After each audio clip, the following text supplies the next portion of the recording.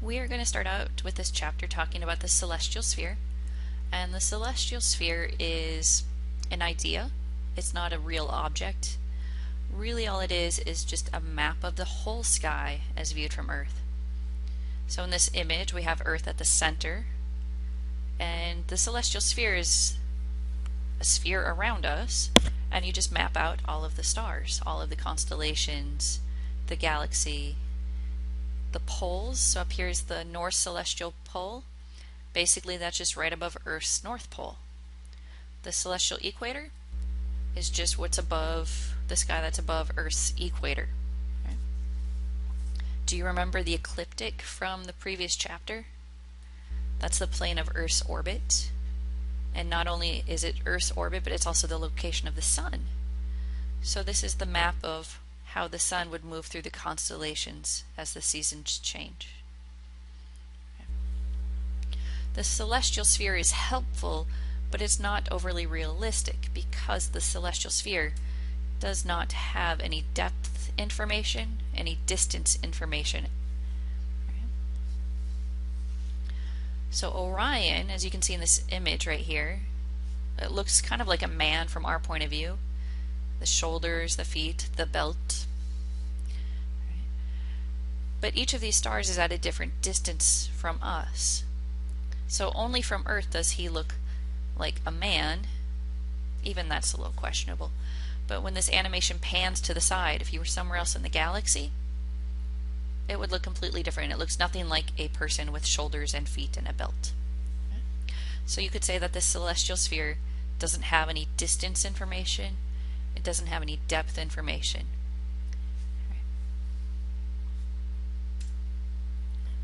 If you take the whole celestial sphere, which describes the whole sky, we can break it up into pieces. And that's constellations.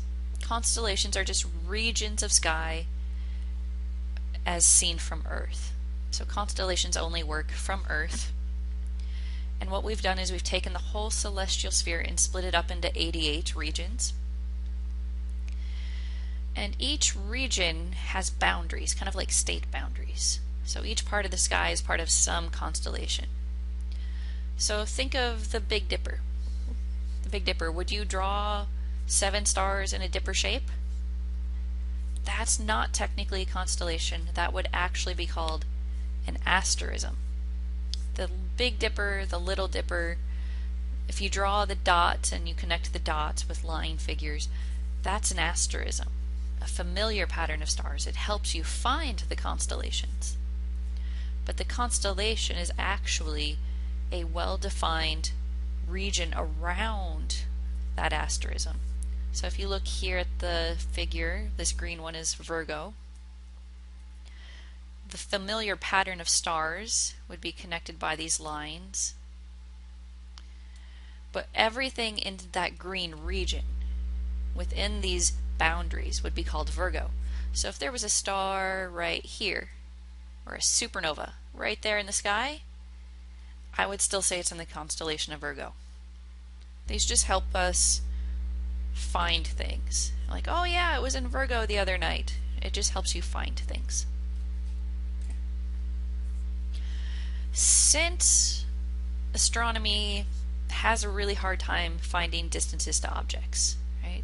The distances are so far away, they're so huge, it's really hard to find a distance to an object. That's why the celestial sphere doesn't have any depth information. But because there's no depth information, we might not even have a distance to that object. We need a different way to talk about the size of it in our sky. So in this animation at the top, you see a person holding up their hand. And if your hand, your fist, I'm going to do it myself, is closer to your face, it appears larger. It takes up more of your view. So we could describe its size by how much of your view it takes up, or in degrees. It's taking up 20 degrees of my vision. But if you move your hand further away from your face, it takes up less of your field of view. It takes up less of your vision. From your point of view now, maybe it only takes up 5 degrees of your view. So if we don't know an object's size, we don't know an object's distance, what we could measure what would be easy to do is to talk about its angular size. How much of your field of view does it actually block? Angular size. You could also use angular distance. Oh, there's 10 degrees between star A and star B. But that definition would only be useful from Earth. Okay? But hopefully, this idea that if something is closer to you, it would look bigger. It's not actually bigger, it just looks bigger. And if something is further away from you, it would look smaller. It's not actually smaller, it just looks smaller. And so that would be angular size, angular distance. Your textbook will go into more depth with that. They'll talk about radians and breaking that down maybe into arc minutes, arc seconds. Don't worry about it. We'll just use degrees if we use it at all. Right? Oh, 10 degrees, 20 degrees, something that you are more familiar with.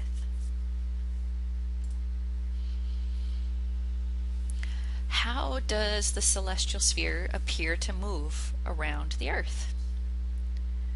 Right? Granted, it's the Earth moving. Earth is spinning. But because we're on the Earth, because we don't feel the motion, we actually think the sky is spinning around us. Right? So let's just say that here we are, this little stick figure. It's hard to tell. It's a stick figure. We're viewing him from the side. Right? Is standing on the ground. And you kind of imagine the ground as being flat around you. And your horizon would be how far you could see all the way around you. Right? You can only see stuff in the sky above your horizon. So that would be anything up through here. That would be up in your sky, up in your horizon. Anything underneath your horizon you cannot see. You see the ground. And so Earth's spin is really pretty fast compared to how the speed that objects would move out in the sky. So pretty much everything would rise in the east and set in the west. The sun rises in the east and sets in the west. Pluto rises in the east and sets in the west. The moon, the asteroid Ceres, pretty much anything you can imagine. The Andromeda Galaxy rises in the east and sets in the west. And so that would be things that follow this path. It moves, it rises when it reaches your eastern horizon, goes up in the sky, kind of arcs towards the south. That's because we're up in Minnesota. I've said that with an accent even. And then starts to set, and it'll set in the west when it reaches your horizon. There's a couple of caveats to that. Things that are around our north celestial pole. Think of that as the North Star, Polaris. Things that are around the North Star are always above your horizon. That means they're always there in your sky. So the Little Dipper, the Big Dipper, Polaris, anything up in this region is always above our horizon in Minnesota. So we would call those circumpolar. They never rise and set, they just appear to make a circle around the pole. Around the pole, circumpolar. Right? If you can't see the stars during the day because the sky is too bright. But if there was a solar eclipse, the North Star would be up right now in the sky. The Big Dipper and the Little Dipper, they would be right there in the sky. You guys have probably never seen some constellations like the Southern Cross. There's a constellation called Microscopium. Right? These constellations are only visible from the southern hemisphere. They would always be beneath your horizon. They would never be visible to you unless you were to travel and go to Australia, South America, somewhere down there. So those don't rise or set. They're not circumpolar for us. They would be circumpolar for somebody in Australia, right? But you just can't see them. They're never above your horizon.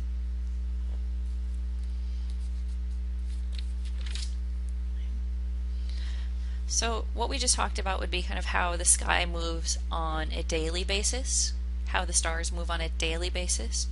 What we're going to do now is a yearly basis. How do the constellations appear to change on a season basis or on a yearly basis? This is best done with a figure or an animation. So watch the screen while I talk through it.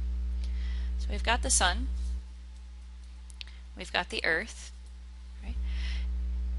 Look at the earth for a little bit. Can you imagine if you were on the night side of earth, you have to be away from the sun? That's this little blue arrow. If you're on the night side of earth and you're looking out, you're going to look in the direction of this blue arrow. And in your night sky, you would see Libra, Scorpius, and Sagittarius. So that's this up here. This view up here, you would see in your night sky, Libra, Scorpius, and Sagittarius is hiding over there. So as Earth moves around the sun, I'm going to press play and Earth is going to move around the sun. As that happens, remember that you always have to be looking away from the sun. So let's press play. You're always looking away from the sun. So your night view of constellations will change. Hit pause. In April, Libra is in your sky. Hitting pause. In December, Pisces is in the sky.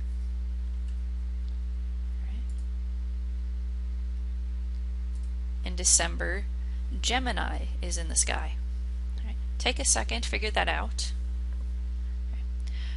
But what I just told you about circumpolar stars are always visible. Where are circumpolar stars on this figure? They're going to be above this green plane, kind of towards the top of the figure, right? Not on the green plane, but above the green plane, straight up. Right. So some constellations you can only see depending on the season, like I know Orion is a winter constellation, but some constellations are visible year-round, the circumpolar ones. Another thing that we should note on here, I bet these constellations on the ecliptic plane sound familiar. Aries, Taurus, Gemini, Cancer. I happen to be a Scorpio, right? That's where astrologers got their different sun signs, is from the constellations that are along the ecliptic plane.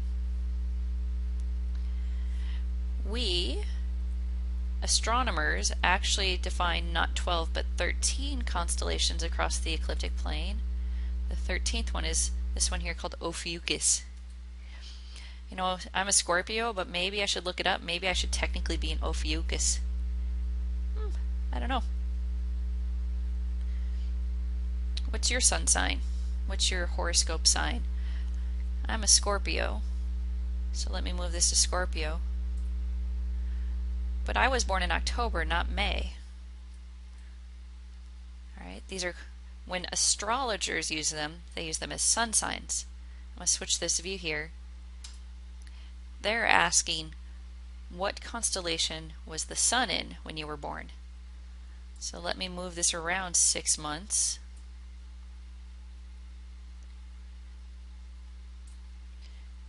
When Earth was in October and November,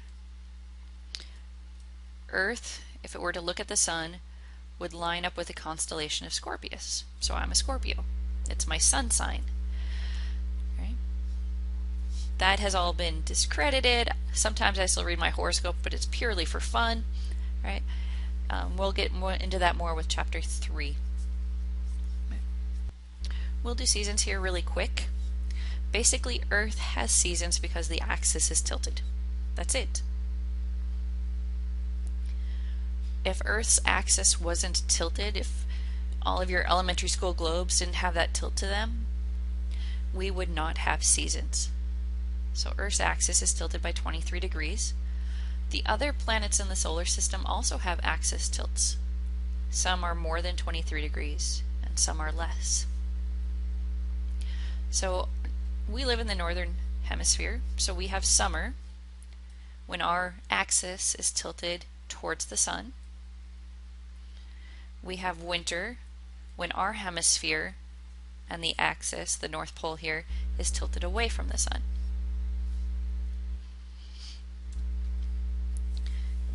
Okay. Really, that's just because it's going to affect the length of days and how intense the sunlight is when you are tilted towards or away from the sun. So here in winter, have you guys noticed the sun doesn't get as high in winter? It has a short, tiny little path. It doesn't get as high in the sun. Excuse me, high in the sky. So you have a shorter day. You have less time to absorb that energy. But also in the winter, the light comes down at more of an angle. The light comes down at more of an angle, and that basically spreads out the energy. It weakens, it dilutes the energy when it hits the ground. So you're not getting as much energy per unit area. So you have a shorter day and you have weaker sunlight, less intense sunlight. So it's going to get colder. In the summer, it's just the opposite. The sun travels higher in the sky, and as the light beams come down, they happen to be more intense, more concentrated. So you will have two reasons there for having more energy to absorb during the summer. Fun fact, Earth is actually closer to the sun in the winter. So right now in January, I'm looking outside, it's cold outside. We're actually closer to the sun right now, but it's only by 3%. It's a pretty small effect. What really matters is the tilt.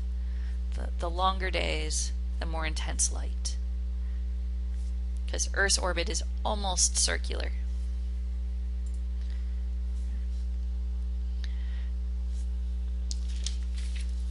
So we've talked about how the sky will change over a day, the rising and the setting. We talked about how the sky will change a bit over the course of a year, the constellations of the zodiac, Scorpio, Sagittarius, and why you can't see them all year long, and seasons.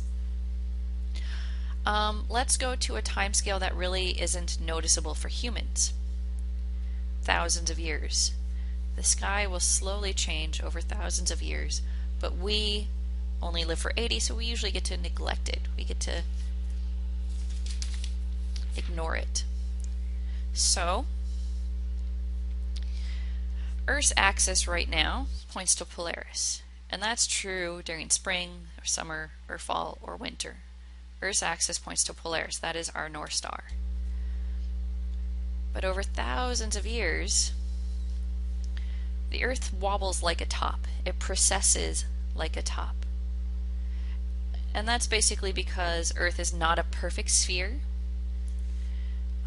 The liquid ocean bulges out at the equator because of the spin, and then that lets the moon and the sun tug on those bulges and make it precess like a top. So in 13,000 years, the North Star isn't going to be Polaris. It's going to be Vega, which would be nice. Vega is a brighter star, easier to find. And then in 26,000 years, you come back. Polaris will be the North Star again. Earth will have made a full precession in 26,000 years. So as a human, meh, we don't really have to worry about it too much.